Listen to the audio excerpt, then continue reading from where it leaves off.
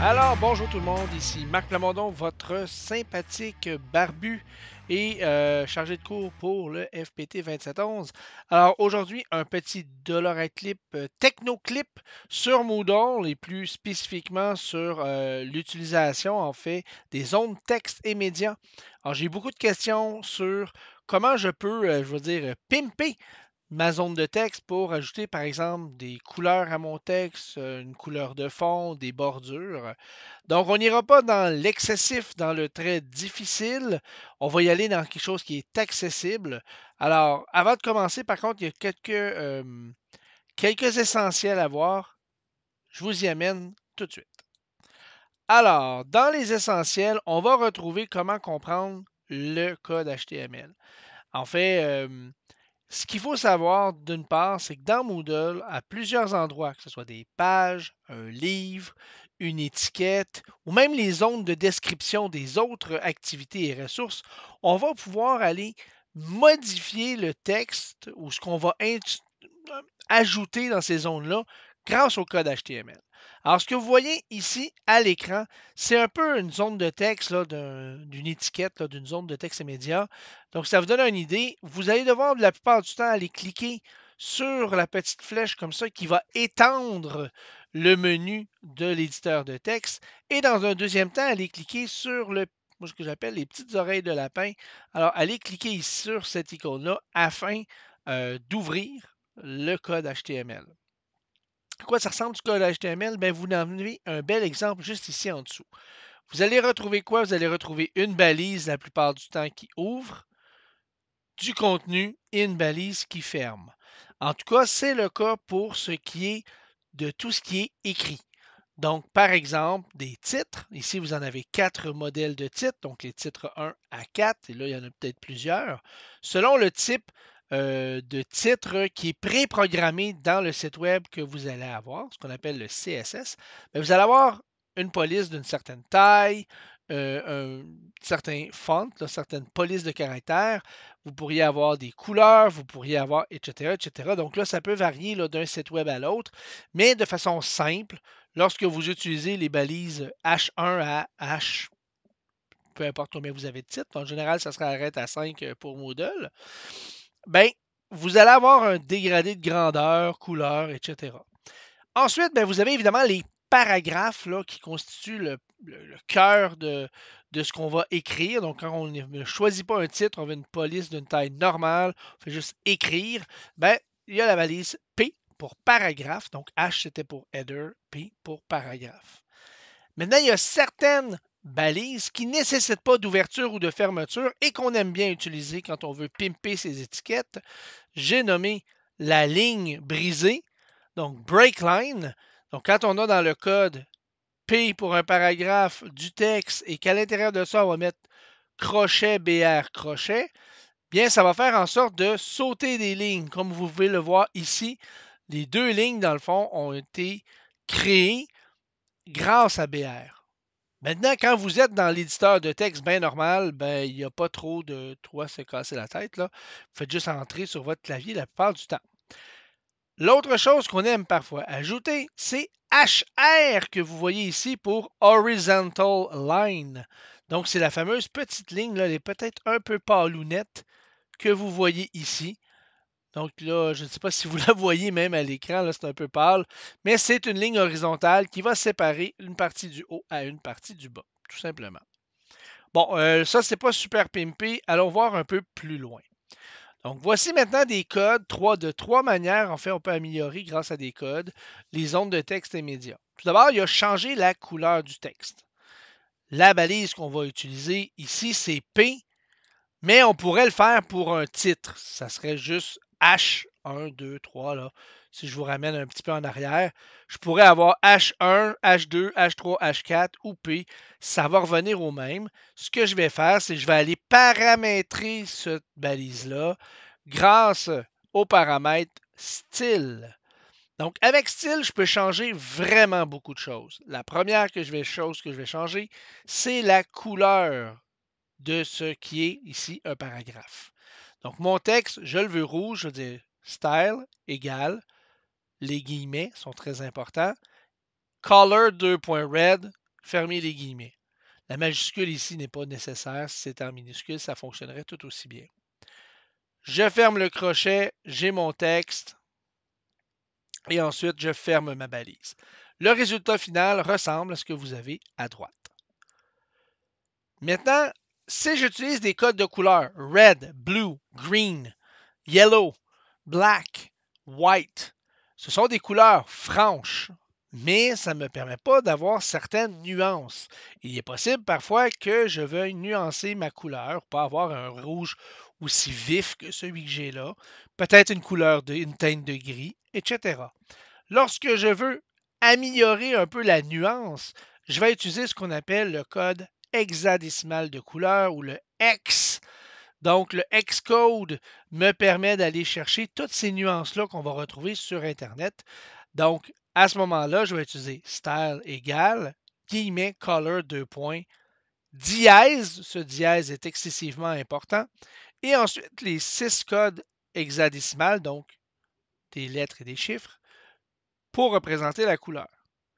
Là, je vous entends déjà me dire, oui, mais où je la trouve, cette fameuse couleur-là? Ben, je vais vous aider à trouver ça.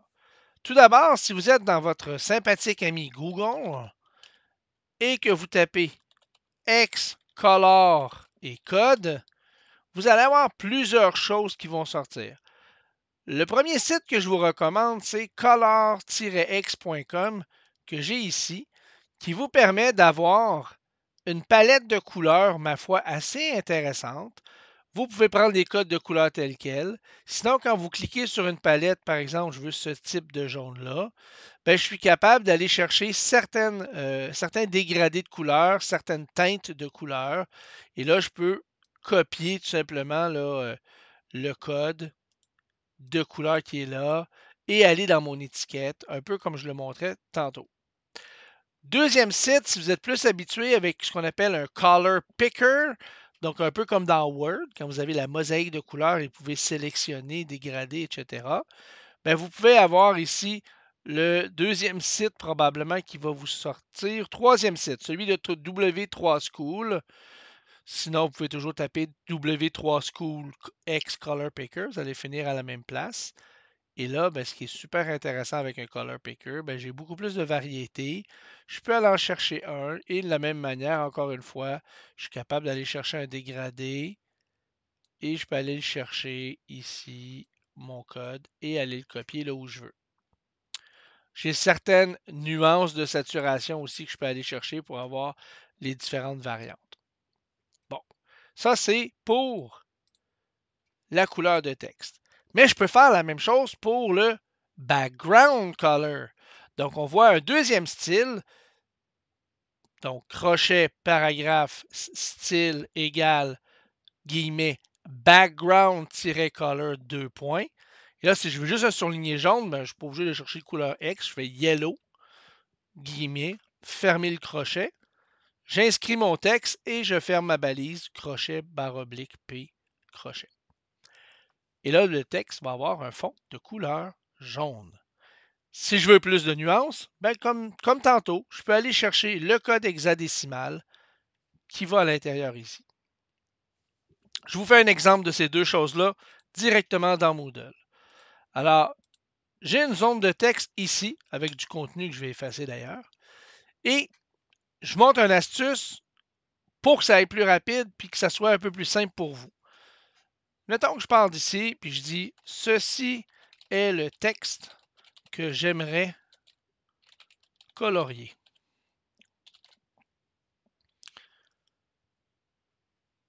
Je m'en vais dans les petites oreilles. Donc, on voit ici, là, si j'avais l'éditeur en mode simple, j'ai ça ici. J'appuie là-dessus, ça rouvre, je m'envoie ces petites oreilles de lapin. Ça me montre le code en arrière. Il n'y a pas de code. Oh, je fais quoi avec ça? Je vais y mettre P. Je vais y fermer mon P. Vous voyez que ça ne change pas le texte. D'ailleurs, si je veux faire apparaître le code, je peux même choisir que c'est un titre, par exemple. Et vous voyez qu'il a remplacé mes P par des H. Donc, vous pouvez faire un mélange, utiliser et l'éditeur de texte. Je vais mettre un paragraphe, et le code HTML ensuite. Mettons que je veux le mettre en rouge. Je m'en vais à l'intérieur de la balise, c'est bien important, je suis à l'intérieur des crochets qui sont ici. Style égale guillemets. Là, je vais y aller avec une couleur de texte. Color, 2 points. Et je vais y aller simple pour pas aller dans le color picker, red. Mon texte est maintenant en rouge. J'aimerais peut-être que ce texte-là, il y a d'autres styles, il y a d'autres choses que juste la couleur rouge. J'aimerais peut-être mettre aussi le fond jaune. Background-color, 2 points, yellow. Donc, vous remarquez que ce que j'ai fait, comme c'est le même code, style, j'ai simplement mis un point-virgule entre le paramètre 1 et le paramètre 2. Et tout ça est enchâssé et encadré là, de mes fameux guillemets qui sont ici. Donc, ce que ça a fait, ce que fait le Moodle là, quand il lit ça, il va aller regarder, il va dire, OK, tu veux que je change le style? Qu'est-ce que tu veux? Tu veux la couleur rouge et tu veux le fond jaune? Parfait, je l'applique. Si je veux avoir plusieurs lignes, je peux aller ici et insérer des BR et on va voir que dès que je vais écrire de quoi, il va se mettre sur 2 lignes. Honnêtement, c'est simple, mais plus simple encore, je peux placer mon curseur à la fin ici, tenir enfoncé la touche majuscule, donc Shift, et appuyer sur Entrée, et je vais ajouter des lignes.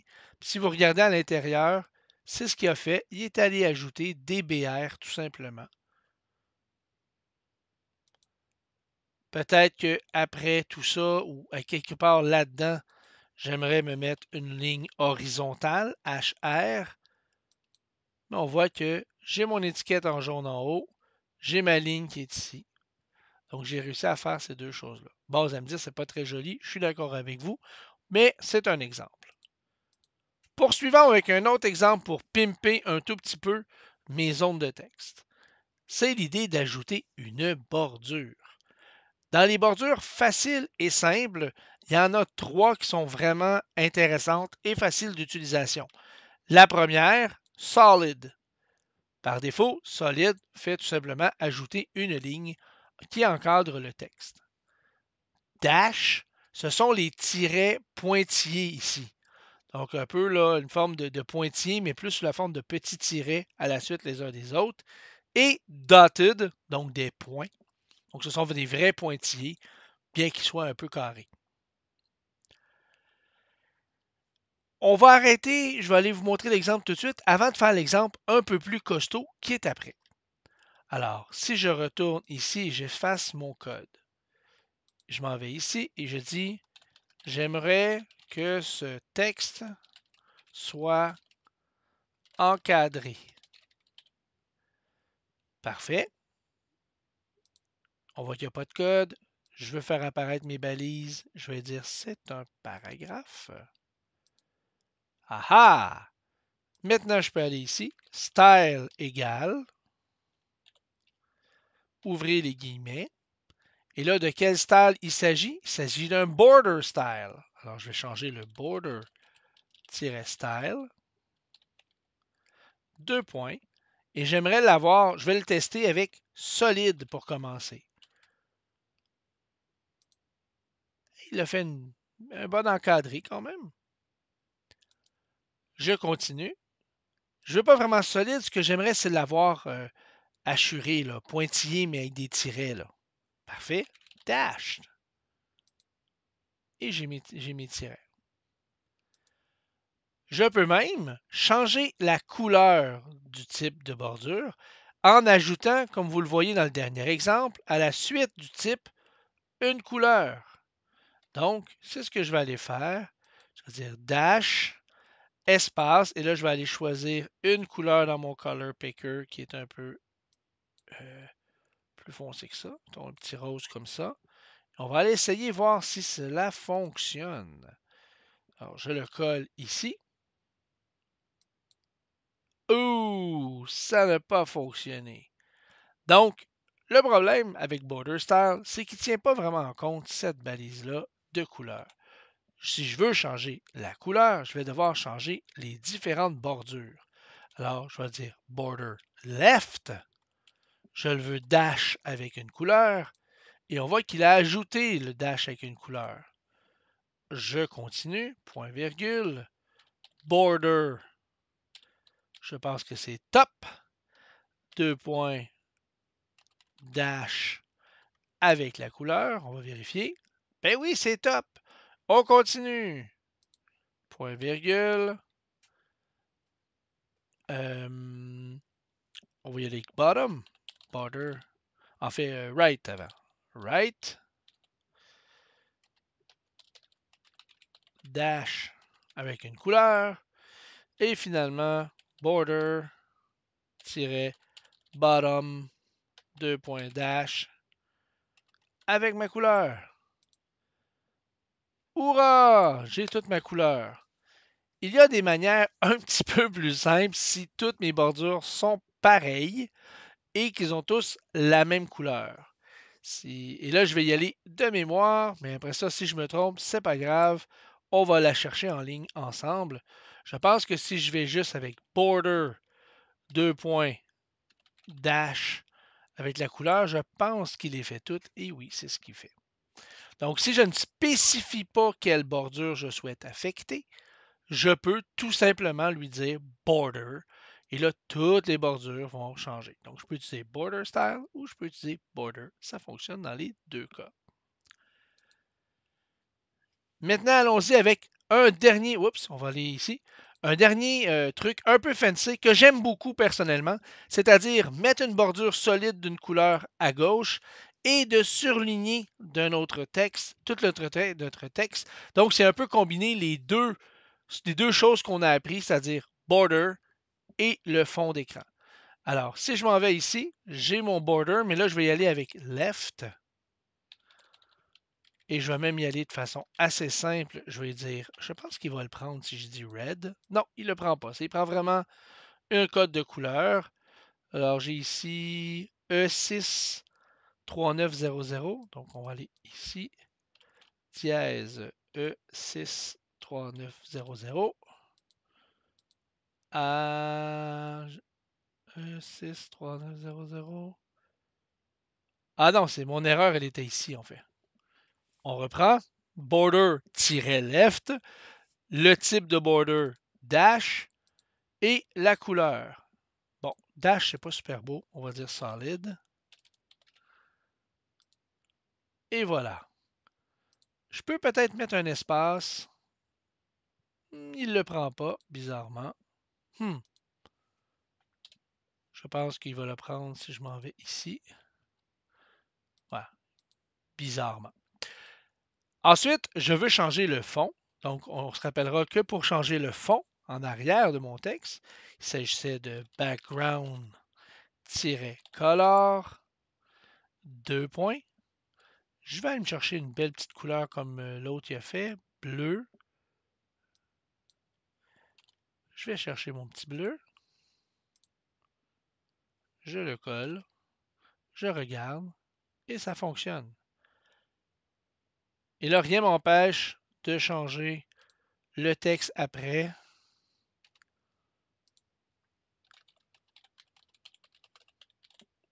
Et ça marche très bien.